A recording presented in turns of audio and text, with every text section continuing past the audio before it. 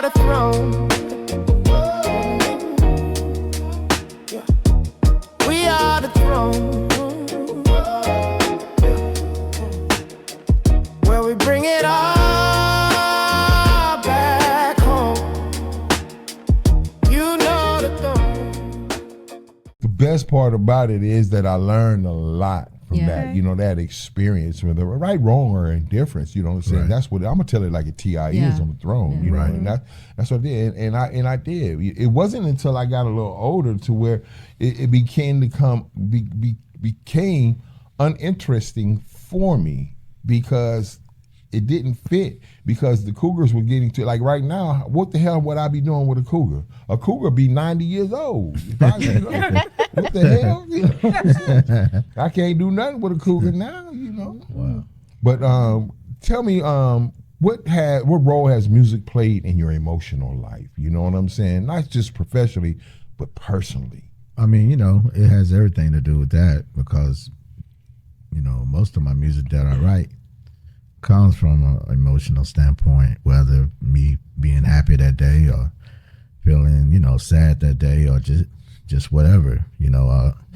I write all my music. So if I'm not telling a story from a personal standpoint, I've been a fly on the wall in many situations, just listening to people who have testimonies, and they may say something that trigger me, like, man, that'd be a good song. Yeah. You know what I mean? So it's all emotional. Music, period, is all emotional. You know what I mean? At some point, teach them something right there. You teaching some other musicians out there about that, because we're getting, in today's music, we're getting so far away of tapping in, because I come up in the era with the whispers and the temperies, dramatics, and everything like that, the moments, and when they get down, they getting down in the real life situations, real love, real emotions, and everything like that. They telling like a T.I. is, how a man feel, because a man, he gonna say, I'm outside because I don't want you to see me cry, you know what I'm saying? And that lyric right there, just, I don't want nobody to see me cry, so what I'm gonna do, I'm gonna go out in the rain, and I'm gonna cry. You know what I'm saying? And that's huge. You know? It's interesting. It sounds like, and I grew up with, that type of music. I'm kind of in between being a 70s baby. It's, things started to change a little bit, and even more so now. But what it sounds like you're saying, and I agree with, is that we talking about rhythm. Right. Mm-hmm. And so even the lyrics kind of pulled you in, versus now it's definitely just the sound. Right. And so the music now, the words and the lyrics like kind of swayed you. They embraced you. They told the story instead of just layered the music. Yeah. You know what I mean? Yeah. In Southern Soul blues music, even before Southern Soul came about, it was just blues. If you remember the ZZ and BB, all them. Vaughn. If you listen to them, they told stories. Yep. Yeah.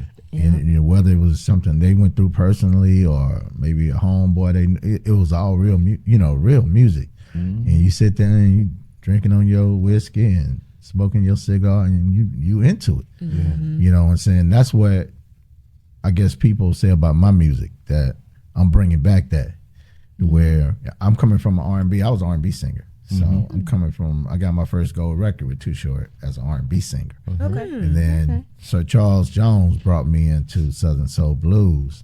So even the way I sing my music is different than regular Southern Soul artists. I'm not saying anything against Southern Soul artists, but no, you put that smooth flair on it. Me and Sir Charles Jones, we really singers. Yeah. We singers for real. I mean, say singers. Singers. Okay. Yeah. How Keita, how does music, affect you emotionally, and does because I can be in a certain mood, and I'm looking for music to fit that mood. You know what I'm saying? So how does it affect you emotionally? So truth be told, I have a joke that I say, my daddy named me after an Elton John song. So I usually tell people I was born with a soundtrack. And I love the song after I listen to it and I listen to the lyrics. There's a message in that. And so when I think about music, I often say I have a relationship with music. Me and music have our own thing going on, and I feel it in my soul in general. I can tell you a place and time when I hear a song, but there's two songs that come to my mind because my favorite singer is Stevie Wonder. And there's two songs. It's As and Lately. I feel them in my soul when I hear them. It's almost like I'm living with the music and the words. Not that I've necessarily been in a situation necessarily where that song applies to it, but you can feel it through the lyrics and the frequency of the music behind it.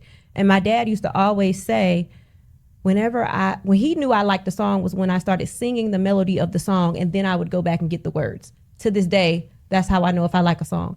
I'll start humming the melody and then I'll go back to get the words. So for me, I have a connection with music, whether it's the frequency, whether it feels freeing, whether it takes me to a moment in time, or whether I just feel it in my soul as if it impacts me a certain way. My emotions do drive my soundtrack. Okay. You know, I'm all over the place as far as, you know, my taste. You know, it could be reggae, you know, it could be soft rock, you know, it could be rhythm and blues, it could be gangster rap, you know what I'm saying? But when I'm heartbroken, you know, I'm gonna dip back in the '60s, you know what I'm saying? Because you know, just like I'm gonna dip back in the '60s, or you know, my brother just brought up a situation as far as blues, right? When I was growing up, you know, and when there's greens cooking, you know what I'm saying, it's music playing, and I'm a little boy running around, you know, you hear people like Bobby Blue Bland, you know, cry, cry, cry. You don't know nothing about that, Dr. Cass. You know what I'm saying? And they're singing from an experience, but they're singing from their soul.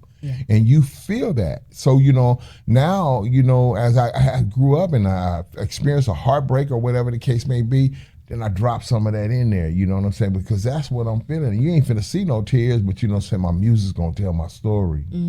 It's gonna tell my story, you know what I'm saying? It's interesting you said that, because I've noticed, especially with men, like people I've dated, even my ex-husband, you all could communicate through music. Or we express our emotions through music. And so I noticed before, like my ex, he was a singer and produced music, and there were times that he couldn't talk, but then he just play something, and it took a while for me to say, oh, he's trying to tell me something. You know, it's like, here's the playlist I'm gonna play if I'm happy, or if I have a problem, or I'm sad, or dealing with some depression or something like that.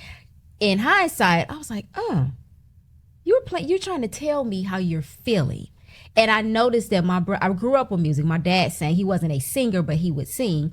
My brother produced music. He worked in audio. So like all of this to me is like, and I was a dancer. So like I feel music and it makes me move. And because I'm a word person, I automatically am listening to the lyrics. What's the message in it? And when you blend those things together, it's like they're communicating. But I noticed as I got older, said men will play a song that may not say anything. And it's like, that's their way of saying I love you. Well, or I am mad. Another handle that we as men use, you know, and pay attention to this, women. I'm gonna give you this free. I ain't gonna even charge you. Okay. All right, I'm gonna give you this free. When we chop it up, we talking and everything like that, and we trying to get to know each other. If we dedicate a song to you, pay attention to that song, because we're really trying to tell you something or express an emotion that we don't feel comfortable with just really saying out loud, because we as men, we dance on the threshold of being judged, you know what I'm saying, by expressing ourselves, you know what I'm saying? Some men are bold or whatever the case may be. I'm gonna tell it like it is, but I understand I've experienced that, you know what I'm saying, to where if I express something that I'm feeling right now, it might be too early or whatever the case may be. And like you dating a girl and you're starting to feel for her, and you don't not sure if she feel for you, but you kind of want to tell her, you know what I'm saying? Like, man, I'm emotionally invested. You know what I'm saying? I'm starting to be emotionally invested, and you shoot a song at her, you know, oh, that was nice. And you feel rejected, you know what I'm saying? So yeah. So but what about when the ladies do it? Because you know, women will drop a whole YouTube video in your inbox randomly about how they feel. They speak it through the song, though. We know.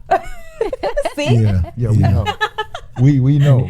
If you dedicate a song to us, and if it got love in it anywhere, we know y'all love it. We already know that you already fell for us. Oh goodness, what was that song? I'm feeling. Was it? Not resentful? It's an old song. Maybe early 2000s. I'm feeling unappreciated.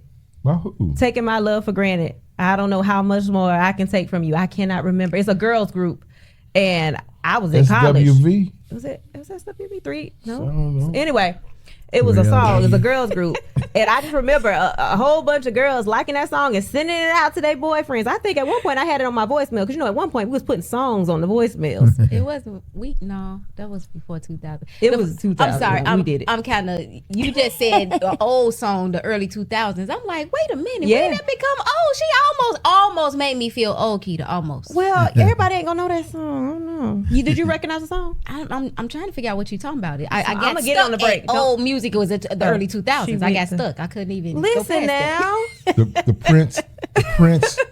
The Prince of Southern Soul. That's a huge title. Yeah. And a lot comes with that. Expectations come with that. And how do you step up to the plate with that title, bro? Because that's a title, especially in Texas, bro. Well, I came up under the best. Sir Charles Jones is one of the creators of Southern Soul music. Of course, he's the king Yeah. of Southern Soul. So he knighted me. He gave me that name, the Prince of Southern Soul. Validated that, huh? Yeah. Yeah. Coming up under him, and I learned everything from him.